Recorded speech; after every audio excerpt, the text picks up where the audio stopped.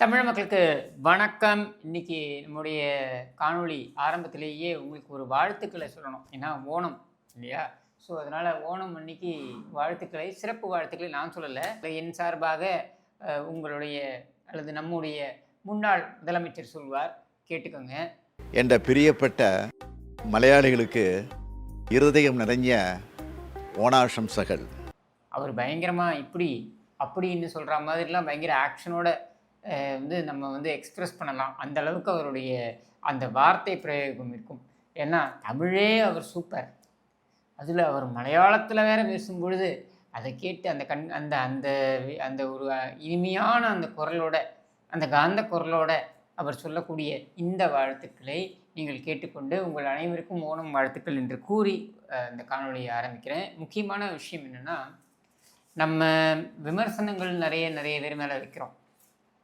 முக்கியமாக இந்த அரசாங்கத்துக்கு நான் வாக்களிக்கலை, இருந்தாலும் இது நமது அரசாங்கம். அப்போ இந்த அரசாங்கத்திற்கு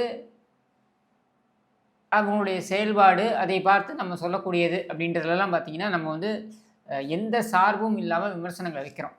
இன்னும் சொல்லணுன்னாக்கா இதில் இருக்கக்கூடிய நிறைய அமைச்சர்கள் எல்லாம் புதியவர்கள், நிறைய இல்லை. செங்கோட்டையன் அப்படின்றத தவிர்த்து மற்றவங்க எல்லாரும் பார்த்திங்கனாக்கா, பெரும்பான்மையாக பார்த்திங்கனாக்கா எல்லாமே புதியவர்கள். அப்படி புதியவர்களாக இருக்கக்கூடியவர்கள் இவருடைய செயல்பாடு எப்படி இருக்குது அப்படின்றது தான் நம்ம விமர்சனத்துக்கு உள்ளாக்கணும்னு நினைக்கிறோம். ஆனால் இவர் திரும்பியும் சொல்கிறேன், அரசியலுக்கே புதுசு இவங்கெல்லாம், அதுலேயும் அரசு நிர்வாகத்திற்கு இன்னும் புதுசு.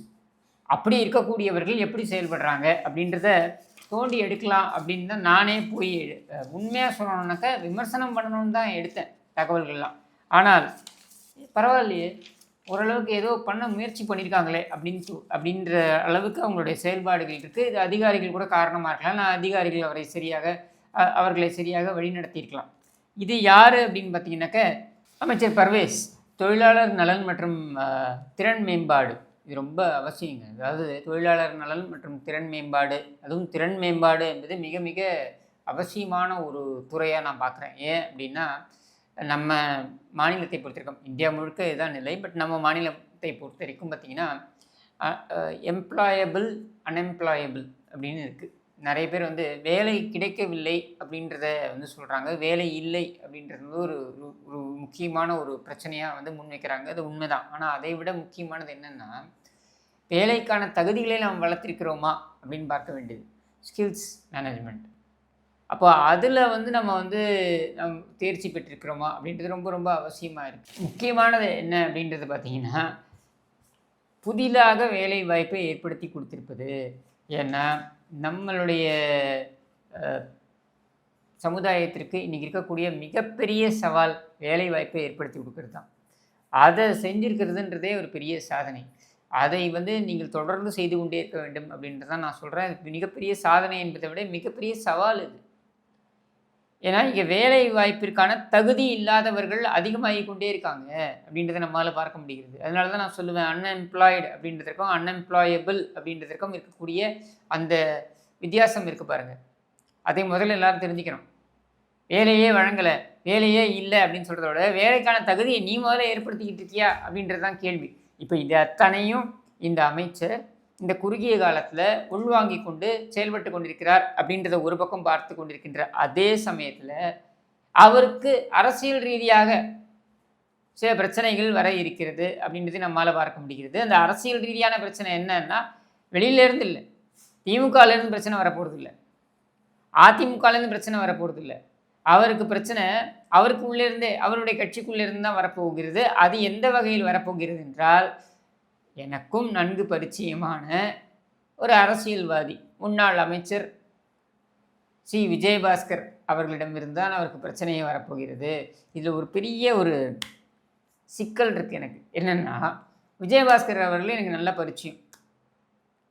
அப்படி இருக்கின்ற சூழலில் இப்போ நான் பர்வேஸ் அவர்களுடைய அரசியல் பற்றி பேசும் பொழுது, இதில் உங்களுக்கு சிக்கலாக அவர் வந்திருக்காரு அப்படின்றத சொல்லும் பொழுது இது ஒரு நெருடல். எல்லாம் அங்கேருந்து நம்ம கூட இவ்வளோ க்ளோஸாக இருந்துட்டு இப்படி பேசுகிறான் பாரு அப்படின்னு ஒரு பேச்சு வரலாம். ஆனால் உண்மை என்னென்னா, பர்வேஸ்க்கு பிரச்சனை விஜயபாஸ்கரிடம் இருந்து தான். ஏன்னா விஜயபாஸ்கர் தேர்ந்த அரசியல்வாதி, பர்வேஸ் தேர்ந்த அரசியல்வாதி கிடையாது. ஏதோ சமுதாயத்துக்கு பண்ணணும். அவருடைய தலைவர் விஜய் தான் ஒரு ஆதர்ச நடிகராக தன்னுடைய தளபதியாக பார்த்த ஒருவர் அரசியலுக்கு வந்திருக்கிறார். நானும் அரசியலுக்கு வருவேன் வந்தவர் தான் பர்வேஸ். அப்படி வந்தவர் இன்றைக்கி ஒரு எம்எல்ஏவாக ஆகி, ஏன்னா ஏகப்பட்ட ஏளனத்துக்கு உட்படுத்தப்பட்டவர் தான் அவர். ஆனால் அப்படியெல்லாம் இருந்த பொழுது நானே நக்கல் ஏண்டி பண்ணியிருக்கேன் சரியா? அப்படிலாம் இருந்தவர் இன்றைக்கி அங்கே வந்து உட்கார்ந்து ஒரு அமைச்சராக உட்கார்ந்து, ஒரு எம்எல்ஏவாக வெற்றி பெற்று அப்புறம் அமைச்சராக உட்கார்ந்து இவ்வளவு சவால்களையும் எதிர்கொள்வது அப்படின்றது பெரிய விஷயம். அதில் அரசியல் ரீதியாக விஜயபாஸ்கர் வந்ததுக்கப்புறம் என்ன ஆகும்னா, புதுக்கோட்டையிலேருந்து திருச்சி வரைக்கும் ஆட்கள் யாரும் கிடையாது. திருச்சியில் இவர் ரமேஷ் இருக்கார், பொறுப்பாளராக போட்டிருக்காங்க. பட் இருந்தாலும் இவங்க 2 பேருமே பார்த்திங்கன்னா மிகப்பெரிய அரசியல் பின்னணி கொண்டவர்கள் கிடையாது. விஜயபாஸ்கர் அப்படி கிடையாது. விஜயபாஸ்கருடைய தந்தையில் இருந்தவங்கெல்லாம் அரசியல் இருந்தவங்க. அப்படி இருக்கக்கூடியவர்கள் எப்படி அரசியல் பண்ணுவாங்கன்றது எனக்கு தெரியும். ஆல்ரெடி ஆரம்பிச்சிட்டார். அங்கங்கே கொண்டு போய் எல்லாருக்கும் விருந்து போடுறது, எல்லார்ட்டையும் வந்து சகஜமாக பேசுகிற மாதிரி சொல்கிறது. இதில் இன்னொன்று என்னென்னா, விஜயபாஸ்கர் இருக்கக்கூடிய மிகப்பெரிய அட்வான்டேஜ், இப்போ நான் பட்டியலிட்டேன் பாருங்கள், இது எல்லாத்தையும் மறைக்கக்கூடிய ஒரு ஒரு செல்வாக்கு அவர்கிட்ட இருக்குது. அது என்ன அப்படின்னா, மீடியாவிடம் அவருக்கு இருக்கக்கூடிய செல்வாக்கு. மீடியா அவர் என்ன சொல்கிறாரோ அதை கேட்கும்.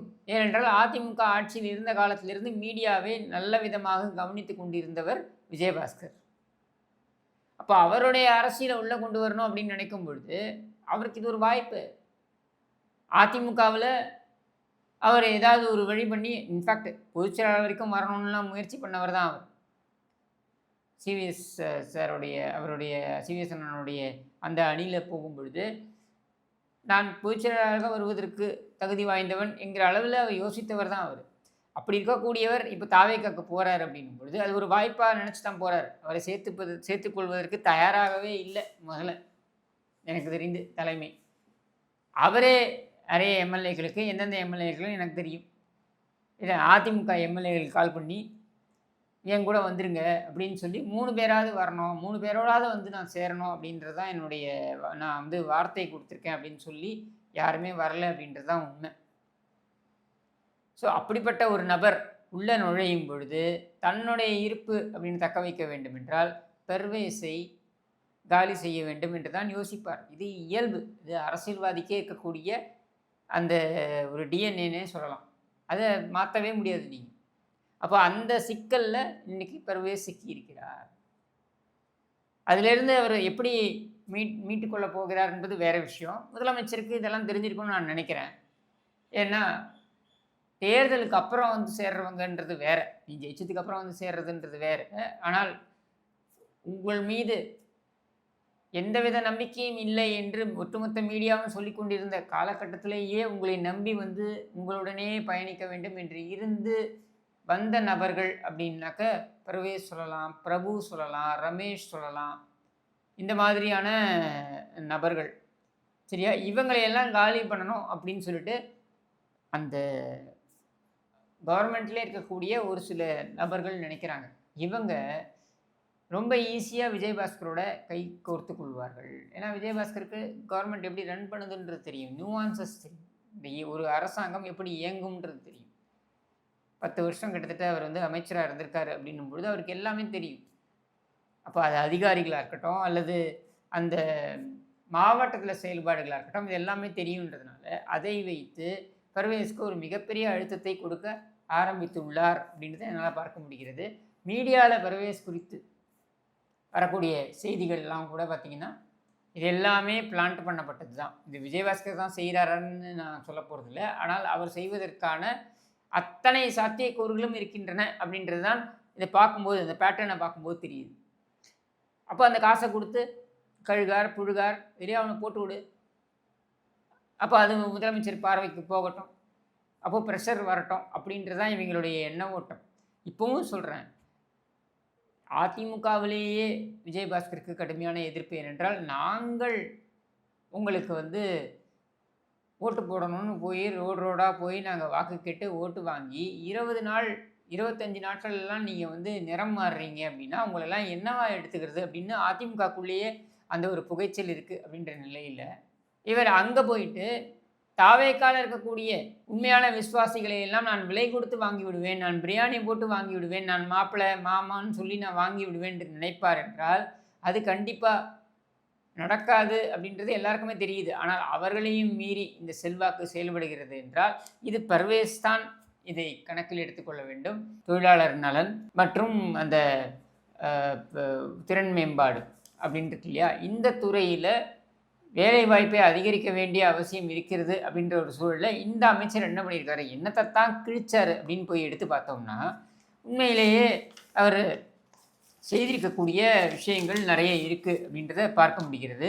அதிலும் என்ன இந்த 100 நாட்களில் என்னென்ன செஞ்சுருக்காரு அப்படின்னு பார்த்தீங்கன்னாக்க அவர் நீங்கள் கிட்டத்தட்ட 2,35,300 தொழிலாளர்கள் அவங்கள வந்து பதிவு செய்ய வச்சிருக்கிறார். என்னென்னா அமைப்பு சாரா அந்த தொழிலாளர்கள் நல்ல சங்கங்கள் இருக்கு இல்லையா, அந்த வாரியங்கள், அந்த வாரியங்கள் எல்லாம் வந்து கிட்டத்தட்ட 2 மாதங்களில் 10/5/2026 இந்த ஆட்சி பொறுப்பேற்றதிலிருந்து 31/7/2026 வரைக்கும் பார்த்திங்கன்னா அதில் 2,35,300 தொழிலாளர்களை அமைப்பு சாரா இந்த சங்கங்களில் சேர வைத்திருக்கிறார் அப்படின்றத நம்மளால் பார்க்க முடிகிறது. அது மட்டும் இல்லை, கிட்டத்தட்ட இந்த அமைப்பு சாரா சங்கங்களில் இந்த வாரியங்களில் இருக்கக்கூடிய தொழிலாளர்கள் அவங்களுக்கு 417 கோடி ரூபாய் வரைக்கும் வந்து அவர்களுக்கு மானியங்களை வழங்கியிருக்கிறார்கள் அப்படின்றதையும் பார்க்க முடிகிறது. அதில் பெனிஃபிட் ஆனவங்க பார்த்தீங்கன்னாக்கா 3,39,669 பேர் இவங்க பெனிஃபிட்டும் ஆகியிருக்காங்க அப்படின்றதையும் நம்மளால் பார்க்க முடிகிறது. அடுத்து நீங்கள் ஐடிஐ போன்ற அந்த அந்த அந்த துறையில் அல்லது நிறுவனங்களில் இங்கே இருக்கக்கூடிய மாணவர்களுக்கு, அங்கே படிக்கக்கூடிய மாணவர்களுக்கு உபகரணங்கள்லேருந்து ஆரம்பித்து அவர்களுக்கு அங்கே நியமனங்கள்லேருந்து ஆரம்பித்து அத்தனையும் வந்து இது எல்லாமே லஞ்சம் வாங்காமல் செய்திருக்கிறார்கள் அப்படின்றதே ஒரு பெரிய ஒரு சாதனையாக சொல்லலாம் இந்த 100 நாட்களில். நான் திருப்பி சொல்கிறேன் இல்லையா, இந்த அரசு வந்ததுக்கப்புறம் லஞ்சம் குறைந்திருக்கிறது அப்படின்றது இந்த மாதிரியான விஷயங்கள் தான். இதெல்லாம் ஸ்டாண்டர்டாக லஞ்சம் வாங்கிட்டு போடக்கூடிய அப்பாயின்மெண்ட்ஸ் ஸ்டாண்டர்டாக இதுக்கு இவ்வளவு அப்படின்னு இந்த வட்டம் மாவட்டம் பகுதி அவன் பிரித்து எடுத்துப்பான். இப்போ இந்த அரசாங்கம் வந்ததுக்கப்புறம் இதில் எல்லாம் லஞ்சமே இல்லாமல் இந்த நியமனங்கள் நடந்திருக்கின்றன அப்படின்றது மிகப்பெரிய இது. இந்த மாணவர்கள் சேர்க்கை இருக்கு பாருங்கள், எந்த வித லஞ்சமும் இல்லாமல் இந்த மாணவர் சேர்க்கை நடந்திருக்கிறது அப்படின்றதும் மிகப்பெரிய ஒரு சாதனைன்னு சொல்லலாம் இந்த துறையில். அடுத்து பார்த்திங்கன்னா இந்த ஊழியர்கள் ஸ்டாஃப் இருக்காங்க பாருங்கள், அதாவது இந்த வேலைவாய்ப்பை ஏற்படுத்தக்கூடிய இந்த துறை வேலைவாய்ப்பை ஏற்படுத்த வேண்டும் என்பதற்காக employment and training department of employment and training இருக்குது பாருங்கள். இந்த துறையிலையும் பார்த்திங்கன்னா கவுன்சிலிங் எல்லாமே முன்னாடியெல்லாம் வந்து இதெல்லாம் காசு வாங்கிட்டு செய்யக்கூடியதாக இருந்தது. இன்றைக்கி வந்து இதெல்லாமே ஆன்லைனில் பண்ணுது. முதல் முறையாக ஆன்லைனில் பண்ணதோடு இல்லாமல் 136 அசிஸ்டன்ட் ட்ரைனிங் ஆஃபீஸர்ஸ் அப்படின்றவங்கள வந்து ப்ரமோஷன் ஆர்டர் கொடுத்துருக்காங்க. நீங்களே யோசிச்சு பாருங்கள், ஒரு ப்ரமோஷன் ஆர்டர் இருக்கும். நானே வாங்கி கொடுத்துருக்கேன்னா என்ன கொடுக்க வச்சுருக்கேன். இப்போ உடனே சட்டப்படி குற்றம் அப்படின்னு ஒரு கும்பல் கிளம்பலாம். ஒன்றுமே இல்லை, ஒரு டிரான்ஸ்ஃபர், ஒரு ஒரு ஊரில் இன்னொரு ஊருக்கு டிரான்ஸ்ஃபர். மதுரையை சேர்ந்த அந்த நபர் அவங்களுடைய ஒய்ஃப் வந்து இங்கே இருக்காங்க, இந்த ஒரு சென்னையில் ஏதோ துறையில் போட்டிருக்காங்க போல. அவங்களுக்கு ஒரு டிரான்ஸ்ஃபர் வேணும். இந்த டிரான்ஸ்ஃபருக்கு குறைந்தபட்சம் 3 லட்ச ரூபா கேட்டாங்க. ஏன்னா அதை கொடுத்தா நடக்கும், இல்லைன்னா நடக்காது, இல்லை பேப்பரே மூவ் ஆகாது. அப்போ அதில் பார்த்தீங்கன்னா நீங்கள் முதல் முறையாக இவங்களுடைய இந்த திறன் மேம்பாட்டுத்துறை இருக்கு இல்லையா, இந்த திறன் மேம்பாட்டுத்துறை அது மட்டும் இல்லாமல் இந்த தொழிலாளர் நலன் இவங்க வந்துட்டு ஆன்லைன் லைவ் கவுன்சிலிங் கொடுத்து 136 அசிஸ்டன்ட் ட்ரைனிங் ஆஃபீஸர்ஸ்க்கு வந்து ப்ரமோஷன் கொடுத்துருக்காங்க. அப்போது இந்த ப்ரமோஷனுக்கு ஏதாவது ₹1 காசு வாங்கியிருக்காங்கன்னா வாங்கலை. இது பெரிய அதிசயம் தமிழ்நாட்டில். நீங்கள் நம்ம சொல்கிறோம் பாருங்கள், ஒரு டிரான்ஸ்ஃபார்மரை நான் போய் என்னுடைய எதுக்கு டிரான்ஸ்ஃபார்மர் தேவைப்படுது, என்னுடைய பவர் கன்சம்ஷன் அதிகமாக இருக்குது, எனக்கு டிரான்ஸ்ஃபார்மர் தனியாக தேவைப்படுது அப்படின்ட்டு ஒரு தொழிலதிபர் போய் அந்த இபி ஆஃபீஸில் கேட்டால் அது 14 லட்ச ரூபா டிரான்ஸ்ஃபார்மர் அப்படின்னா இவங்க வாங்குறதே 14 லட்ச ரூபாய்க்கு, உண்மையான விலை 8 லட்ச ரூபா. ஆனால் அதுக்கு நீ எவ்வளோ கொடுப்ப கைவிட்டுன்னு வேறு எக்ஸ்ட்ராவாக கேட்குறது. டிரான்ஸ்ஃபார்மர் வாங்குறதுலேயும் அடிக்கிறது, டிரான்ஸ்ஃபார்மரை கொண்டு போய் வைக்கிறதுலையும் அடிக்கிறது, இப்படியும் கொள்ளையடிச்சிட்டு இருந்தாங்க. இப்போ அது முற்றிலுமாக நின்றுருக்கு அப்படின்றதுல அதுவும் ஒரு சாதனையாக தான் நான் பார்க்குறேன். அடுத்து பார்த்திங்கன்னா, இந்த ஒவ்வொரு மாவட்டங்கள்லேயும் இந்த வேலைவாய்ப்பை ஏற்படுத்துவதற்கு அவர்களுக்கு இந்த வழிகாட்டுதல் மையம் அப்படின்னு ஒன்று ஏற்படுத்துகிறாங்க. அந்த வழிகாட்டுதல் மையம் பார்த்தீங்கன்னாக்க 141 வகுப்புகள் நடத்தியிருக்காங்க, கோச்சிங் கிளாஸ் நடத்தியிருக்காங்க. இதில் 7073 பேர் வந்து அதில் பங்கேற்றிருக்காங்க. அதில் 424 பேர் வந்து தேர்வுகளை எதிர்கொண்டு, இதில் பங்கேற்றதுனால தேர்வுகளை எதிர்கொண்டு அவங்க வெற்றி பெற்றிருக்காங்க அப்படின்றதையும் நம்மளால் பார்க்க முடிகிறது. அடுத்து பார்த்திங்கன்னா, முக்கியமானது என்னென்னா, ஒவ்வொரு மாவட்டத்திலையும் இருக்கக்கூடிய இந்த வேலை வாய்ப்பு, அதற்காக இருக்கக்கூடிய டிஸ்ட்ரிக்ட் எம்ப்ளாய்மெண்ட்டு கெரியர் கைடன்ஸ் அப்படின்னு இருக்கக்கூடிய அந்த சென்டரில் பார்த்திங்கன்னா 119 வேலைவாய்ப்பு முகாம்கள் நடத்தப்பட்டிருக்கு. இதெல்லாமே 100 நாளில் நடந்திருக்கு. இந்த 119 வேலைவாய்ப்பு முகாம்களில் நீங்கள் பார்த்தீங்கன்னாக்க கிட்டத்தட்ட 113 முகாம்கள் வந்து சிறு குறு தொழில்கள் சார்ந்த முகாம்கள். அதில் பெரிய 6 மெகா தொழில்கள், அது பெரிய பெரிய தொழில் கூடங்கள் இருக்கு இல்லையா, அவங்க சார்ந்த முகாம்கள். இதில் 12,839 பேர் வேலைவாய்ப்பு தேடி வந்தவர்கள். அதில் 372 பேர் மாற்றுத்திறனாளிகள். இவங்க எல்லாருக்குமே வேலை கிடைச்சிருக்கு. இந்த 100 நாளில் 12,839 பேர், அதில் 372 பேர் மாற்றுத்திறனாளிகள். இவங்க எல்லாருக்குமே வந்து தனியார் நிறுவனங்களில் வேலை கிடைத்திருக்கிறது அப்படின்றதும் 100 நாளில் நடந்திருக்கின்ற ஒரு சாதனையாக தான் நம்ம பார்க்கணும்.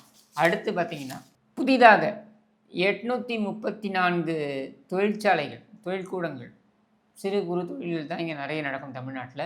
ஸோ அந்த தொழிற்கூடங்கள் பார்த்திங்கன்னா 834 தொழிற்கூடங்கள் கிட்டத்தட்ட 23,596 தொழிலாளர்களோட புதிதாக அவங்க வந்து பதிவு செய்திருக்கிறார்கள் அப்படின்றதை நம்ம பார்க்க முடிகிறது. இது எல்லாமே வந்து இந்த 2 மாதங்களில் நடந்திருக்கு.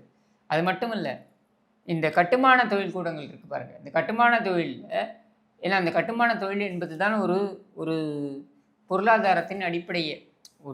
நடந்து போயிட்டுருக்கோம் ரோட்டில், எங்கேயோ கன்ஸ்ட்ரக்ஷன் நடந்துக்கிட்டு இருக்கு, எங்கேயோ வந்து பார்த்திங்கன்னா அந்த கன்ஸ்ட்ரக்ஷனில் இருக்க வேலை செய்யக்கூடியவங்க போயிட்டு காய்கறி வாங்குகிறாங்க, இல்லை வேறு பொருட்கள் வாங்குகிறாங்க, அந்த விற்பனையும் நடந்துக்கிட்டு இருக்குது.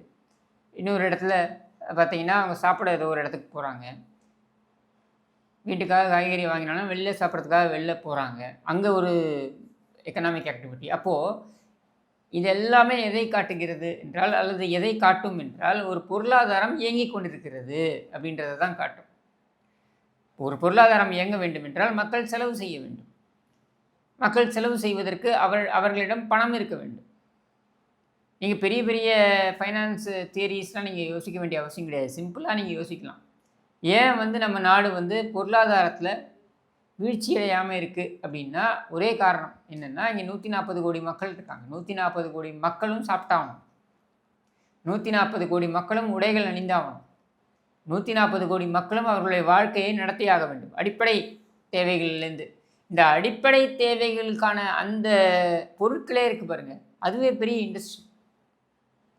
சர்வசாதாரணமாக நீங்கள் போய் ஒரு நாளைக்கு வெளியில் போகிறீங்க அப்படின்னா, ஒரு 10 ரூபா செலவு பண்ணுறீங்கனால அந்த 10 ரூபா எத்தனை கோடி பேர் செலவு பண்ணுறாங்க அப்படின்னு எடுத்திங்கனாக்க அதுவே ஒரு பெரிய ஒரு பொருளாதார சுழற்சி ஆகுது. அப்போது இதுதான் இந்த நாட்டை வந்து இயங்க வைத்திருக்கிறது. அப்படின்ற நிலையில் இந்த கட்டுமான நிறுவனங்கள் இருக்குது பாருங்கள், இவங்க நிறைய லேபரை பயன்படுத்துகிறாங்க இல்லையா. அந்த லேபர்லாம் வந்து பார்த்திங்கன்னா மிகப்பெரிய அளவில் கல்வி தேர்ச்சி பெற்றிருப்பவர்களாக இருக்க வேண்டிய அவசியம் கிடையாது. அப்போ அவங்களெல்லாம் வந்து இவங்க பயன்படுத்துகிறாங்க அப்படின்னும் பொழுது அவங்களுக்கெல்லாம் அடிப்படை, அதாவது கீழ்த்தட்டு மக்களாக இவர்களுக்கு நாம் வந்து வேலை வாய்ப்பை ஏற்படுத்தி கொடுக்குறோம், அவர்களுக்கு வருமானத்தை ஏற்படுத்தி கொடுக்குறோம் அப்படின்ட்டு. அதில் பார்த்திங்கன்னா கிட்டத்தட்ட 417 புதிய நிறுவனங்கள், கட்டுமான நிறுவனங்கள், இவங்க 44,000 பேரை புதுசாக நாங்கள் வேலை தரோம் அப்படின்றத பதிவு பண்ணியிருக்காங்க. அப்படின்றது பெரிய விஷயம். இந்த 100 நாளில் நடந்திருக்கு. அப்போது இந்த அரசாங்கம் கடுமையான நிதி நெருக்கடியில் இருந்தாலும் கூட இந்த பொருளாதாரம் என்பது இயங்கிக் கொண்டே இருக்கிறது அப்படின்றத நம்மளால் பார்க்க முடிகிறது. இது எல்லாத்தையும் இந்த துறையின் கீழே வர்றதுனால இந்த அமைச்சருடைய செயல்பாடுகளில் இதுவும் அடங்கும் தான் நம்ம எடுத்துக்கணும். தமிழ்நாடு அப்படின்னாலே இதெல்லாம் ஆட்டோமேட்டிக்காக வந்துடும். ஏன்னா தமிழ்நாடுங்கிற மாநிலம் வந்து சட்டம் ஒழுங்கிலிருந்து ஆரம்பித்து மற்ற எல்லா மாநிலங்களோடும் ஒப்பிடும் பொழுது நம்ம எடுத்துக்கிட்டோம்னாக்க தமிழ்நாடு முன்னணி மாநிலமாக இருப்பதற்கான காரணம் இதெல்லாம் தான். சட்டம் ஒழுங்கு, அப்புறம் இந்த கடலுக்கு பக்கத்தில் இருக்கிற ஒரு காரணம், இப்படின்னு பல காரணங்கள் நம்ம சொல்லிகிட்டே போகலாம். பட் அதற்கு அரசாங்கம் ஏதுவாக இருக்கிறதா? ஏன்னா புதிய அரசாங்கம் வந்திருக்கிறது. கிட்டத்தட்ட 60 ஆண்டுகளுக்கு அப்புறம் ஒரு புதிய அரசாங்கம் வந்திருக்கிறது அப்படின்னும் பொழுது எல்லாருமே யோசிப்பாங்க, இதில் போய் யாரா கை வைக்கிறது, இவங்க எப்படி, இவங்க முன்னாடி போவாங்களா பின்னாடி போவாங்களா, எதுவுமே தெரியலையே, இவங்களை நம்பி நம்ம எப்படி இந்த மூலதனத்தை செய்வது அப்படின்னு யோசிக்கக்கூடிய இடத்துல அதெல்லாம் இல்லை. எல்லாமே நம்ம வந்து அடிப்படை எதையுமே வந்து மாற்றலை, அடிப்படை கொள்கைகள் எதுவும் மாற்றலை, என்ன அதுலேருந்து ஊழலை நீக்கி இருக்கும் அவ்வளவுதான் அப்படின்றத வலியுறுத்தும்படியாக இவருடைய செயல்பாடு இருக்குன்றதை பார்க்க முடியுது. அடுத்தது நீங்கள் பார்த்தீங்கன்னா 215 தொழிற்கூடங்களில் வந்து இன்ஸ்பெக்ஷன் பண்ணுறாங்க. இன்ஸ்பெக்ஷன் பண்ணி அங்கே ஷோகாஸ் நோட்டீஸ் இஷ்யூ பண்ணுறாங்க. உங்களுடைய செயல்பாடுகளில் குறைகள் இருக்குது, பிரச்சனைகள் இருக்குது அப்படின்றது. அது மேலே நடவடிக்கை எடுக்கிறாங்க. இதெல்லாம் கூட ஒரு பக்கம் வச்சுருவோங்க. இதை பர்வேஸ் போன்றவர்கள் இதை உள்வாங்கி கொண்டு தங்களுடைய இடத்தை எந்த விதத்துலேயும் வந்து விட்டு கொடுத்துடக்கூடாது. ஏன்னா அரசியலில் இதெல்லாம் ரொம்ப சகஜம். முதலமைச்சரும் இதை புரிந்து கொண்டிருப்பார். அவருக்கு நியாயமாக இருந்தவர்கள், அவர்களுக்கு நேர்மையாக இருந்தவர்கள், அவருக்கு உறுதுணையாக அவருடைய இக்கட்டான சூழலில் இருந்தவர்கள் அப்படின்றவர்களுக்கு அவர் கண்டிப்பாக அந்த முக்கியத்துவத்தை விட்டு கொடுக்க மாட்டார் அப்படின்ற நம்பிக்கையில் இந்த வீடியோ அப்படின்னு சொல்லி விடைபெறுகிறேன். நன்றி, வணக்கம்.